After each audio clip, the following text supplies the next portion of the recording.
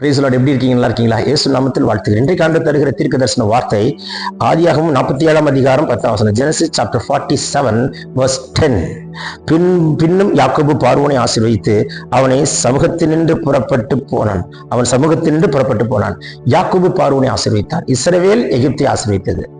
இஸ்ரவேல் எகிப்தை ஆசீர்வதிக்க வேண்டுமே தவிர எகிப்து இஸ்ரவேலே அல்ல. இஸ்ரவேல் எகிப்தை ஆசீர்வதிக்கிற அளவுக்கு கர்த்தர் இஸ்ரவேலை உயர்த்தியிருக்கிறார்.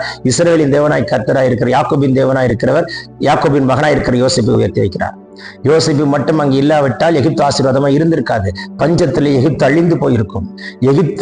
எகிப்து பார்வோனும் எகிப்தும் அழிந்து போகாதபடிக்கு கர்த்தர் யோசேப்பை எகிப்து தேசத்திலே கர்த்தர் தூதனாய் வைத்தார். ஆகினாலே யாக்கோபு பார்வோனை ஆசீர்வதித்தார். நீங்களும் நானும் இஸ்ரவேலன், மற்றவர்களுக்கு ஆசீர்வதிக்கத்தான் வைத்திருக்கிறார். மற்றவன்கிட்ட போய் கை நீட்டி நிக்க இல்லை. யார்ட்டி கை நீட்டி நிக்காதீங்க. 5க்கும் 10க்கும் வட்டிக்கு வாங்காதீங்க. மாடசாமி, ராமசாமி, கந்தசாமி, முன்னுசாமி கிட்ட நீங்க வட்டிக்கு வாங்கினீங்கன்னா அவன் கேட்பான் கேள்வி, நீ எல்லாம் ஏசப்ப பிள்ளை தானே, பைபிளை தூக்கிட்டு அலையிறியே, ஜெபிக்கிறாய், பாடுகிறாய், துதிக்கிறாய், ஆனா காசனை என்கிட்ட வந்து நிக்கிறிய, மொத்தத்துல நான் தானே உங்ககிட்ட வந்து நிக்கணும், நீ எப்படி என்கிட்ட வரலாம் என்று அவன் கேள்வி கேட்டால் நமக்கு மட்டும் அசிங்கம் அல்ல, தேவன் நாமமே தூஷிக்கப்பட்டு போகும். நான் சொல்றது உங்களுக்கு புரிகிறதா? ஆகையினால்தான் ஆண்டவர் சொல்கிறார், மற்றவர்களுக்கு மத்தியிலே சாட்சியா வைப்பாராக. மற்றவர்கள் மத்தியில் வெட்கப்பட்டு போகாதபடிக்கு கர்த்தர் சாட்சியா வைப்பாராக.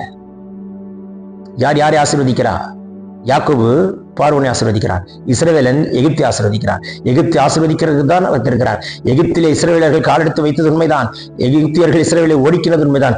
எந்த அளவுக்கு இஸ்ரவேலர்கள் ஒடுக்கினார்கள் அந்த அளவுக்கு இஸ்ரவேலர்கள் பழுகி பெறுகிறார்கள். நீ ஒடுக்குறாங்களா? நீ இஸ்ரவேலன் பழுகி பெருகுவாய். ஒடுக்கப்படுகிற சூழ்நிலையை கர்த்தர் அனுமதிக்கிறார்னா நீ பழுகி பெறுகிறதற்காக வேண்டி கர்த்தர் அதை அனுமதிக்கிறார் என்பதை புரிந்து கொள் மகனே. என்ன ஒடுக்குறாங்க, ஒதுக்குறாங்க புலம்பாதீங்க. ஒடுக்குறாங்க.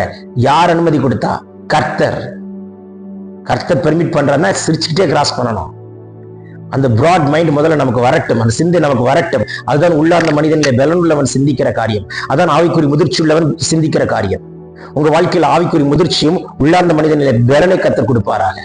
பேசிக்கொண்டிருக்கும் பொழுது வானம் திறக்கப்படுகிறதை பார்க்கிறேன். இயேசு நாமத்தில் வியாதி நீங்குகிறது, பலவீனங்கள் மாறுகிறது. எலும்பு, நரம்பு, தசை, கிட்னி, லிவர், லங்ஸ் எல்லாவற்றையும் கர்த்தருடைய அக்கினி பாய்வதாக. பிறந்த நாள் திருநாள் காண்கிறவர்களை தூதன் கொடுக்கிற பரிசை பெற்றுக் கொள்வீர்கள். Take this prophetic word, receive it in Jesus' name. Amen, amen, amen. God bless you. Have a blessed day.